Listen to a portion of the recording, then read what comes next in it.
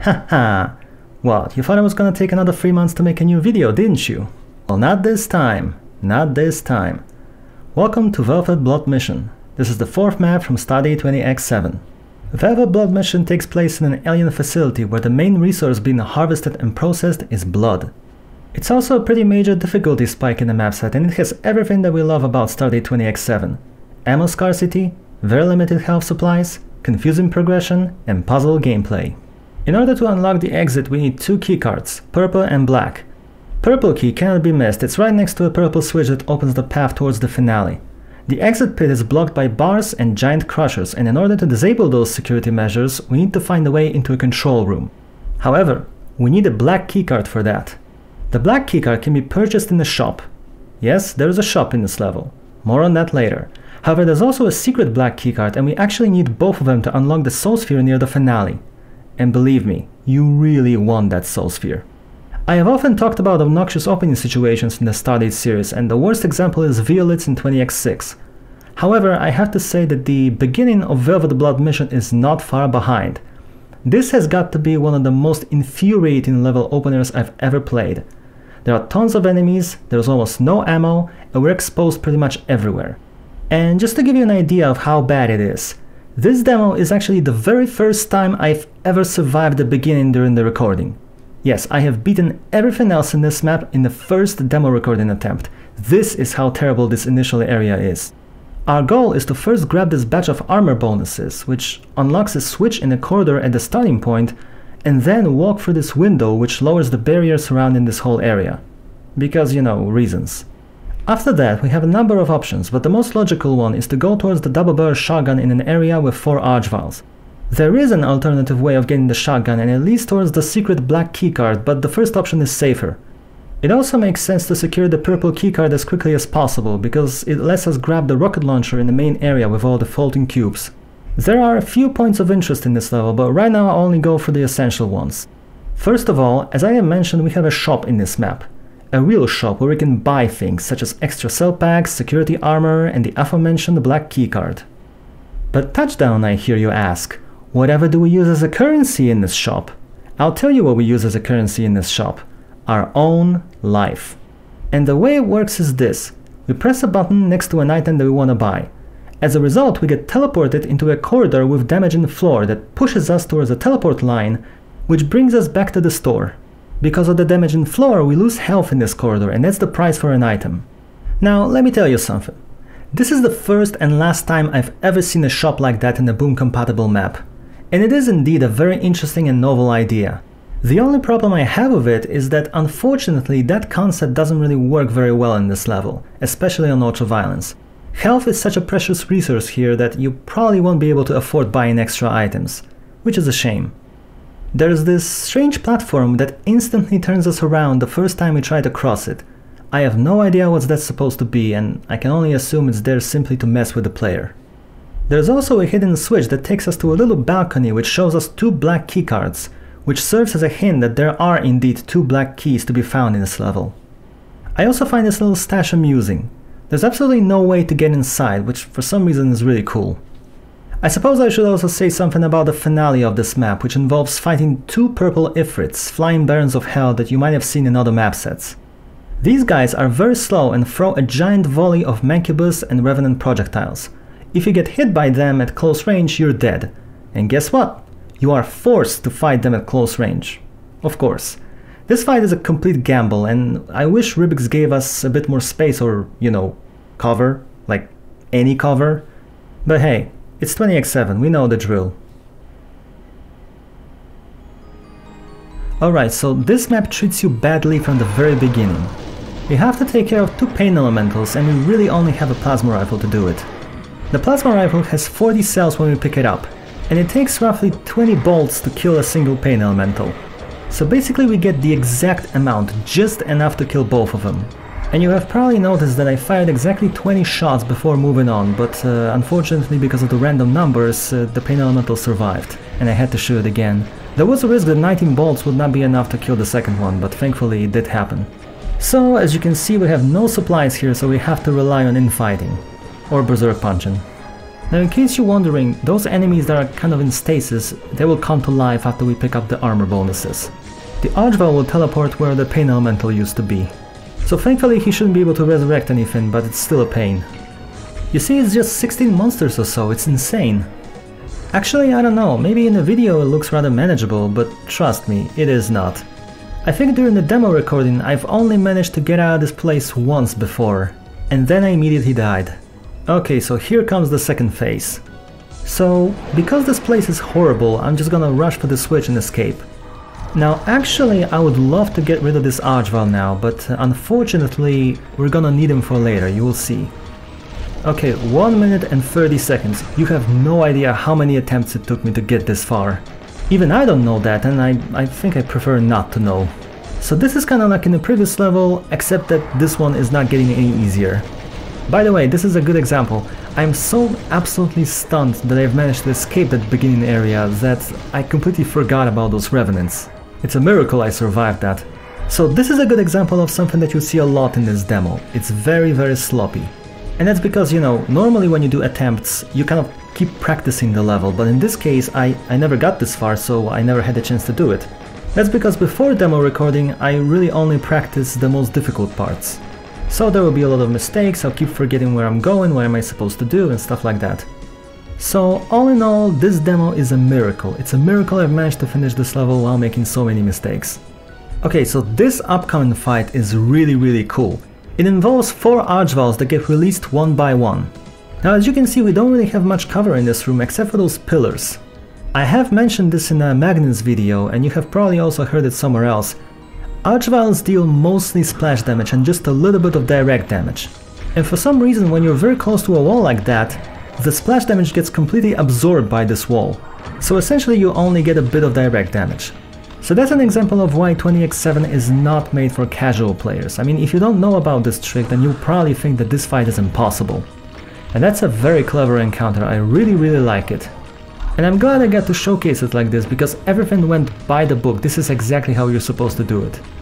And actually that's not the only encounter that went by the book in this run, so that's pretty cool.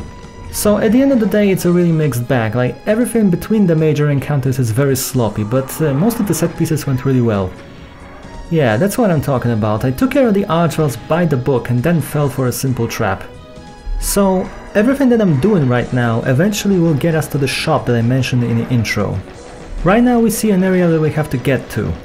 There's a little fancy platforming section there, and I actually managed to fail it a couple of times. Which is a shame, because it's really not that difficult. Anyway, so as I mentioned, we're gonna have to go to the shop and purchase the black keycard. After that, we're gonna have to do a little cleanup and basically kill everything that's roaming the central area of the level. Now, this is another one of those highly centralized maps. It has this big open area in the middle, and all the other places are kind of sprinkled around it. After that, we'll be able to get to the lift that, strangely enough, requires a black keycard to activate. Which, I'll be honest, is not something that you see every day. But then again, this entire level is jam-packed with things that you don't see every day. You know, that's probably... Next to Eastern Sun, this level has probably the largest amount of interesting things to talk about. Well, not even talk about, but I mean, there are just many little cool things in this map that you don't see in other maps. Also, if you have played this map or have seen someone play this map, then you probably know about this one moment that I haven't actually mentioned during the intro. For those of you who don't know, there's actually a certain set piece which is pretty much like the hallmark of this entire map. But don't worry, we'll get to that in due time. In the meantime, we're about to witness one of my most embarrassing moments in this demo. So you have to step on this light, which is gonna bring up one of the platforms. Then when you get on top of that platform, the next one rises, and so on. And you know, it's been a while since I played this, but I think they actually lower after a couple of seconds, so you have to be pretty quick.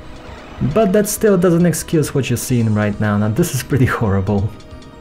Oh, and here's that weird line that I mentioned before, the one that kind of turns you around for some reason.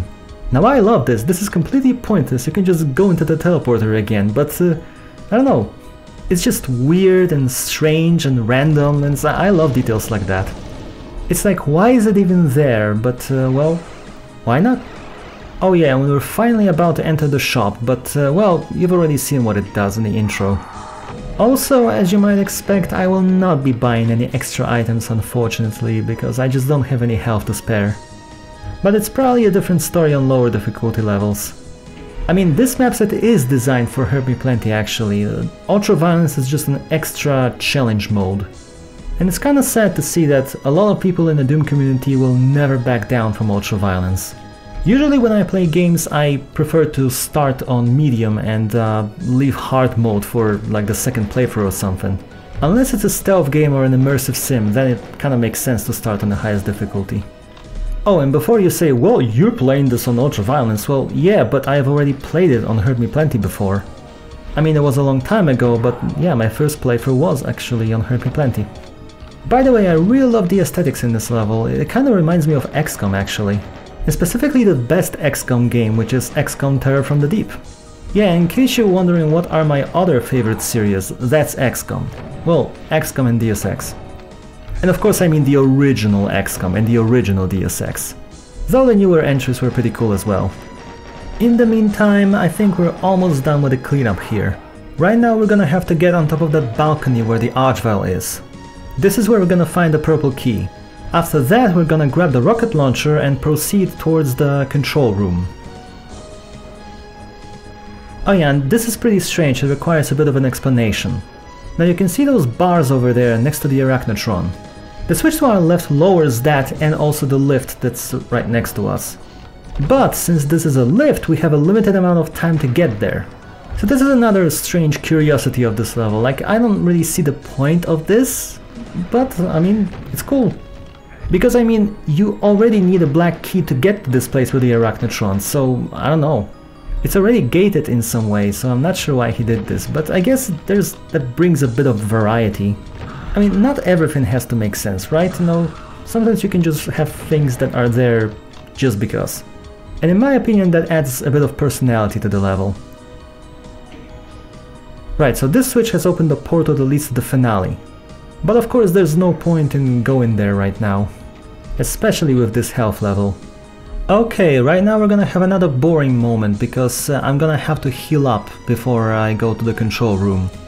Strangely enough, the fight for the control room is very easy.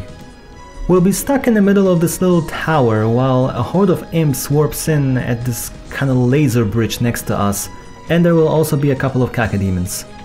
However, the imps can't actually get to us because there's some kind of monster blocking line or something, or maybe they just can't cross this gap, so it really is a fight against like 3 or 4 cacodemons and that's it. I was actually surprised at how tame that encounter was.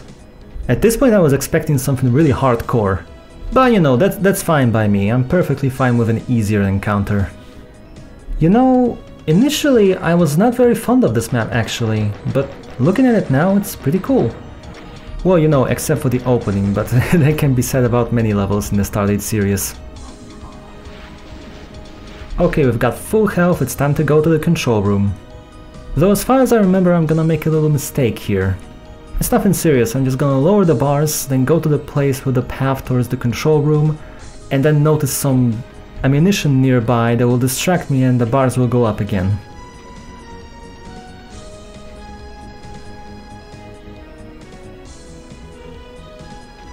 Yeah, now I have to do it again.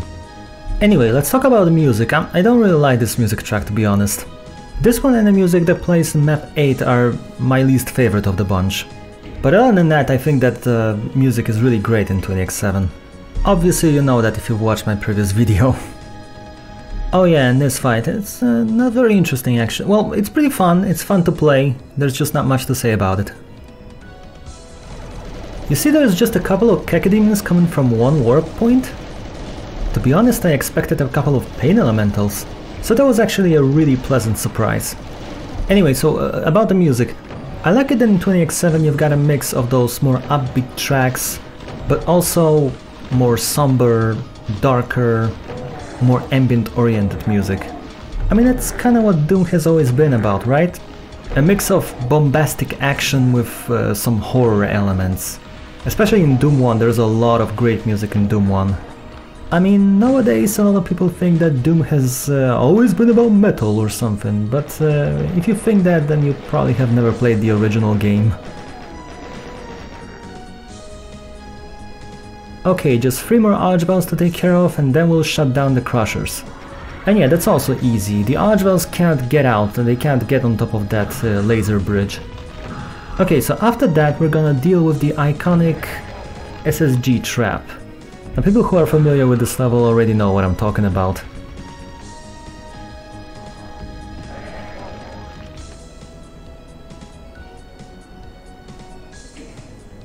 Yeah, just stop the Crushers at the right moment, and you also have to go to the end of the room because there's a trigger that lowers the bars. Oh, and in case you don't know, that blood over there actually slows you down, and that's where you fight those 2 Ifrits, so you can't just run to the exit. By the way, remember that I told you that this Archvile is gonna be useful to us?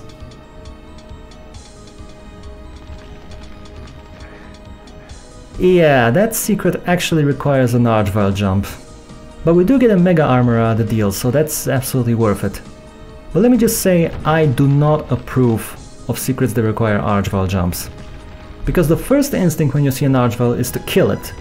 And this kind of stuff kind of requires prior knowledge that there's gonna be a secret like that. And yeah, I was hoping that he would die from that shot, but unfortunately he fell down and resurrected the Revenant. Right, I think it's finally time to talk about the SSG trap. So the setup is this. We get dropped into a tiny room, there are monsters around, and they're facing away from us. What kind of monsters? Well, let me tell you. We've got 3 Archviles, a Pain Elemental, 4 Imps and 2 Hell Knights. So obviously there's no way we can fight our way through this, because if we try to break through the Imps and Hell Knights, the Archviles will destroy us. So what we have to do is to lure the Imps, slowly and carefully, and also the Hell Knight, at least one of them, away from the path they're blocking so that we can run through. Now if this sounds insane to you, then yeah, it is insane. But that's the only way out of that place. Gotta hold my breath here.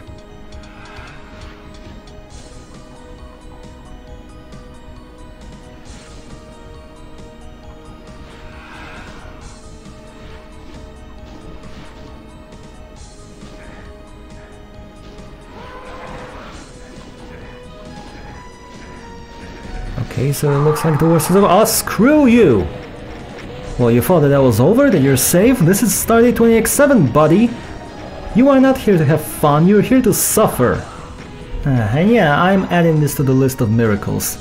The fact that I have survived this on the first demo attempt where I got here, that's unbelievable. So yeah, there's that. I don't really have anything to say about it. The only thing that makes me curious, I wonder if that was just an accident. Remember the trick where the wall is absorbing the splash damage from an Archvile attack? Now I could swear that during one of my practice sessions, that circle that's kind of floating above the area with the Revenants kind of absorbed the damage when I took hit from an Archvile. I wonder if I'm just going crazy, or maybe there is some really obscure way to minimize the damage from the Archviles there. Now that would be pretty cool if that was possible, but I think it was just me seeing things. But yeah, Ribbiks actually commented on the Eastern Sun video, so yeah, Ribbiks, if you're watching this, please confirm, deny. Okay, now that we're down in this area, let's take care of this Mancubus and go for the secret black keycard. Basically, one of the pillars is gonna lower when we drop off from this platform.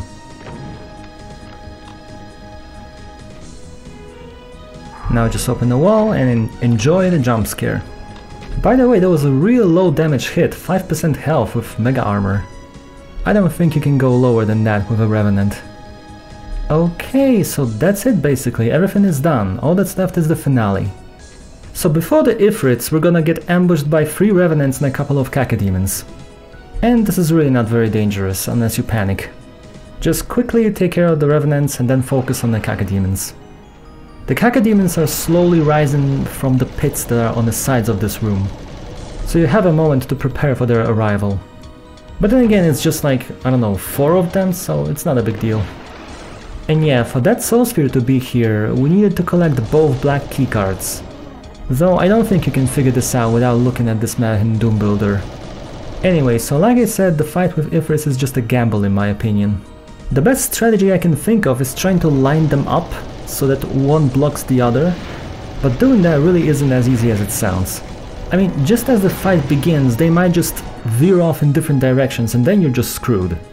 Or they might blast you as you're trying to change direction, there's nothing you can do about it. So yeah, not a very fun ending, but a cool level nonetheless.